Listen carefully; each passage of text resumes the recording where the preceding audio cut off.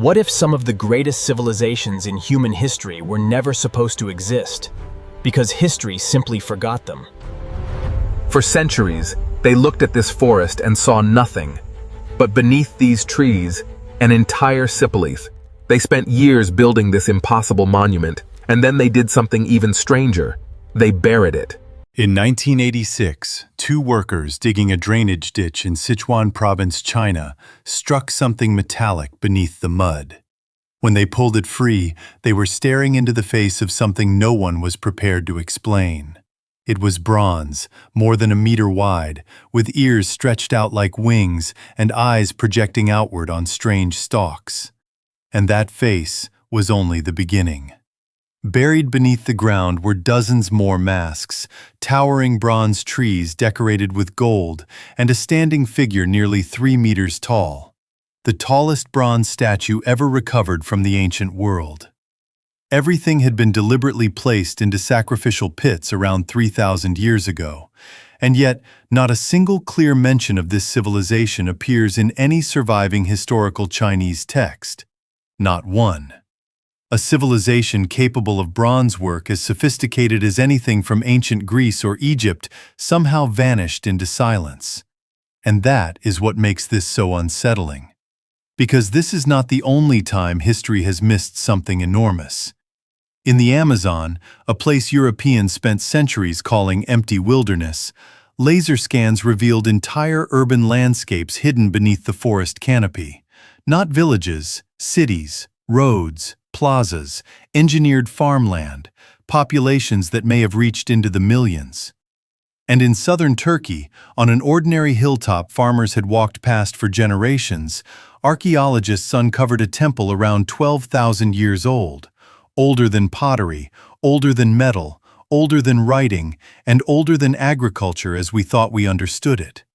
A monument built by hunter-gatherers who, according to every old textbook, were not supposed to be capable of such organized construction. But the stones do not care what the textbook said. Tonight, we are diving into the lost civilizations that shattered what historians thought they knew. And trust me, stay with Africa Uncovered until the end, because the final discovery doesn't just challenge history, it flips the very foundation of human civilization upside down. Before we begin, drop a comment telling us where you're watching from. And if mysteries like this keep you hooked, make sure you like this video and subscribe to Africa Uncovered for more hidden history the world almost forgot. Far out in the Pacific, on a coral reef nearly 3,000 kilometers from the nearest continent, sits one of the strangest ancient cities on Earth. Nan Madol, in the Federated States of Micronesia, is spread across 92 artificial islets connected by canals. Its walls were built from enormous black basalt columns stacked like giant logs, some weighing as much as 50 tons. Some are longer than a school bus. There is no basalt quarry on the reef itself. The stone had to be brought across open water from the main island. That alone is difficult enough to imagine, but the real mystery is scale. Researchers estimate that roughly 750,000 tons of basalt were used to build the complex. This was not a small ritual platform or a fishing outpost. It was a monumental ceremonial and political center, constructed with pre-industrial technology in the middle of the ocean. Archaeologists have tried to understand how it was done. Experimental teams attempting to move even a single basalt column using traditional methods found the process painfully slow and incredibly difficult. Scale that up to the full city, and the logistics become almost absurd. Local oral tradition offers its own answer. The stones flew. According to island legends, the rulers of Nan Madol used supernatural power to lift the basalt through the air and place it exactly where it needed to go. Archaeologists reject that explanation, of course, but here is the problem. They still do not have a satisfying conventional one. The stones are real. The quarry is real. The ocean between them is real. And the people who built the city insisted those rocks flew. Deep in the Sahara, another civilization solved a different impossibility. The Garamantes ruled the Fezzan region of what is now southwestern Libya for centuries in one of the harshest environments on Earth. This was not a fringe desert tribe barely surviving. Evidence shows they built fortified towns, monumental tombs, and a complex society that may have supported a population in the hundreds of thousands. The obvious question is, how? The Sahara offers almost no rainfall, no major rivers, and brutal heat. Yet beneath the sand, the Garamantes found their answer. They built vast underground tunnel systems known as fogaras, tapping into ancient fossil water trapped deep below the desert from a wetter climatic age. Gravity carried that water to the surface, feeding fields and settlements without pumps, engines, or modern machinery. For 1,000 years, they built a kingdom powered by buried water. Even Rome struggled against them. Roman forces could not easily penetrate that desert world, and the Garamantes repeatedly pushed back against one of the greatest empires of antiquity. In the end, Rome did not destroy them. The desert did not destroy them. Time did. The water sustaining their civilization was finite. It had accumulated over thousands of years, but was not being replaced. Once that underground reserve began to fail, the civilization that depended on it collapsed with it. Then there is Ciudad Perdida in the mountains of Colombia, the lost city. And unlike many famous discoveries, this one was not found by scholars. It was found by looters. In the 1970s, tomb robbers cutting through the jungle on the slopes of the Sierra Nevada de Santa Marta came across a staircase of stone steps disappearing into the forest. They followed it upward, climbing through dense jungle until they reached a hidden city of terraces, plazas, retaining walls, and pathways carved directly into the mountainside. For years, artifacts from the site quietly circulated on the black market before authorities traced them back to the region. When archaeologists finally investigated, they confirmed that Ciudad Perdida had been built by the Tairona civilization centuries before Machu Picchu. It may have supported thousands of inhabitants and served as a major urban and political center linked to a broader network of settlements. What makes it remarkable is not only its age, but its engineering. This city was built into steep rainforest terrain with drainage systems designed to control heavy rainfall and prevent erosion. After more than 1,000 years, those terraces still hold. And perhaps the most fascinating part is this. The descendants of the builders, the Kogi and Wiwa peoples, still live in the region. Some have said the city was never truly lost. It was simply allowed to disappear beneath the forest. In northern China, another forgotten giant waited beneath the soil. Archaeologists surveying a hilltop in Shaanxi province traced what seemed to be a wall and kept tracing it. The wall stretched for kilometers. Behind it lay the remains of an immense fortified city now known as Shimao. At its center rose a stepped stone pyramid roughly 70 meters tall, a vast structure dating back more than 4,000 years. Shimao was contemporary with some of the earliest great urban centers in the world. Yet until recently, almost no one knew it existed. The city was immense, but the details are darker still. Excavations uncovered human skulls buried beneath parts of the fortifications, many of them belonging to young women who appear to have come from outside the region. They were likely captives, sacrificed and placed into the foundations as part of the city's construction. Jade ornaments shaped like eyes were embedded in the pyramid walls, facing outward. Imagine approaching that structure in antiquity. A vast stone monument watching the plains through dozens of carved green eyes built over the skulls of sacrificed captives. And yet, by the time later Chinese historical traditions were being recorded, Shimao had already faded from memory. A city of this size and brutality vanished so completely that one of the world's richest continuous historical traditions barely seems to remember it. On the island of Santorini, buried beneath volcanic ash, lay a city so advanced it feels out of place in its time. Akrotiri was a thriving Bronze Age settlement with multi-story buildings, paved streets, drainage systems, and even indoor toilets connected to a sewage network. Then came the eruption of Thera, one of the most catastrophic volcanic events in human history. The explosion devastated the island and buried Akrotiri under ash, preserving it in astonishing detail. Frescoes still glow with vivid color. Ships sailing into harbors, dolphins leaping through the sea, children boxing, fishermen carrying their catch. It is one of the richest visual windows into daily life in the ancient Aegean. But there is one detail that makes Akrotiri truly eerie. No bodies were found. Not one. Unlike Pompeii, where thousands perished, Akrotiri seems to have been evacuated in time. Even more strangely, parts of the city show signs that residents removed doors and portable valuables before leaving. They did not flee in sudden blind panic. They prepared. They knew something was coming. They packed what they could, dismantled parts of their homes, and disappeared. Where they went remains unknown. Then we come to Mohenjo-Daro, in present-day Pakistan, one of the great cities of the Indus Valley civilization.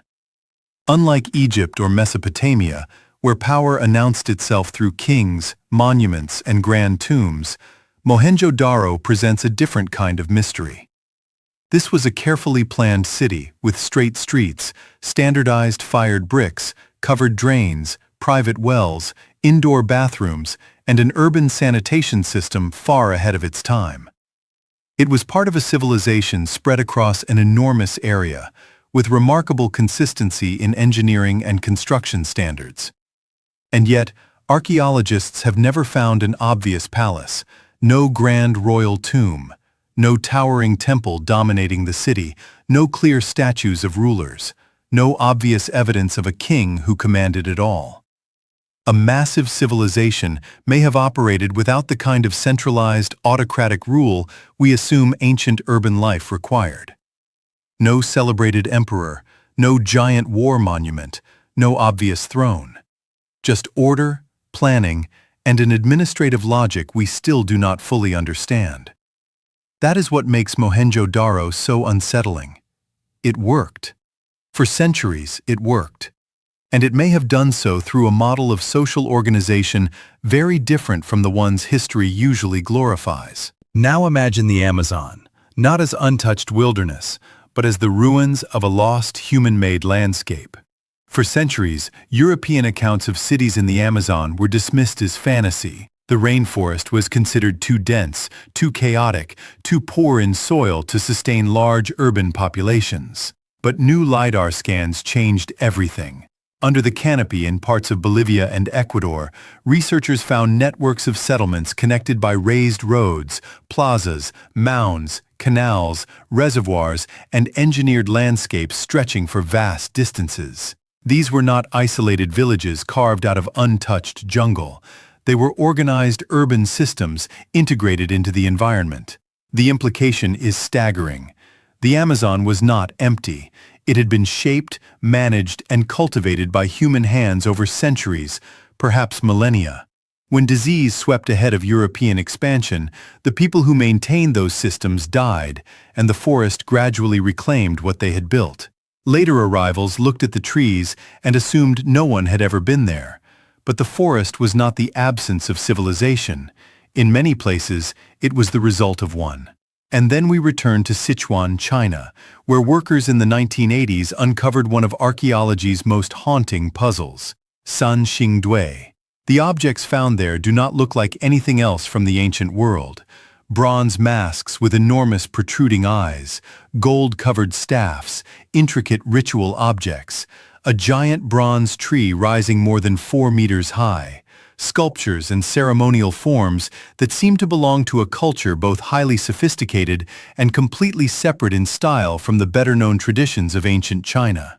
Later excavations only deepened the mystery. Thousands more artifacts emerged from sacrificial pits, many of them burned, broken, bent, and deliberately buried alongside huge quantities of elephant tusks. This was not accidental destruction. It was ritual. Someone had destroyed these masterpieces on purpose before committing them to the ground. Everything about the site points to a powerful, organized, bronze-producing civilization. And yet the historical silence remains stunning. A culture capable of such extraordinary craftsmanship, operating within one of the most historically rich regions on Earth, left behind almost no clear written trace in surviving records. The masks are in museums now, but they do not feel dead. They stare back with those impossible eyes as if they belong to a memory history itself refused to keep. In El Salvador, another buried world survived because of disaster. A volcanic eruption covered the Maya village of Hoya de Seren in thick ash, preserving not a palace, not a royal court, but something in some ways even rarer: ordinary life. Homes, storage rooms, tools, food, sleeping spaces, household objects, all frozen at the moment people fled. Bowls still held food. Containers still held beans, chilies, cacao, and cotton. A sauna stood ready. A religious offering remained on an altar. Fingerprints survived in clay. Even the fields were preserved, with crops still growing in place beneath the ash. And those fields revealed something scholars had misunderstood for generations. Farming methods once thought to have appeared much later were already being practiced there centuries earlier. As in Akrotiri, no human bodies were found in the buried village itself. The residents escaped, but unlike Akrotiri, this does not seem to have been an organized withdrawal.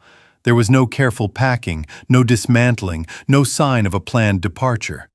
They ran with almost no warning, leaving behind the details of daily life that archaeology almost never gets to see. And finally, we arrive at the place that may have rewritten the opening chapter of civilization itself. Göbekli Tepe, in southeastern Turkey, looks, at first glance, like a contradiction in stone.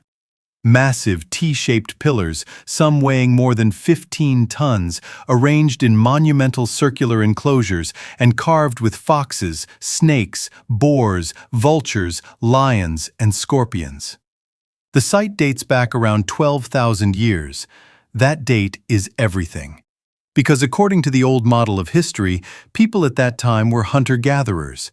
They had not yet built the kind of settled agricultural societies thought necessary for organizing large labor forces and monumental construction. The accepted sequence was simple: first farming, then permanent villages, then social hierarchy, and only after that temples and monumentality. Göbekli Tepe does not fit that sequence. It appears to come before all of it. Its builders may not have been fully settled farmers, they may not have been living in a city, and yet they gathered, quarried stone, transported multi-ton pillars, carved them with symbolic animals, raised them into sacred enclosures, and then, in one of the strangest acts of all, deliberately buried the site. They did not merely abandon it, they erased it. Layer by layer, the enclosures were filled with rubble, soil, tools, animal bones, and debris until the monuments disappeared beneath the ground. The effort required to bury it may have rivaled the effort required to build it, and that changes the question entirely. Göbekli Tepe is not only about how early humans built something so monumental, it is also about why they hid it.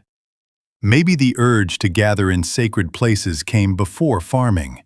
Maybe belief created the need for coordination. Maybe the temple came first, and the village formed around it. Maybe civilization did not produce religion. Maybe religion helped produce civilization.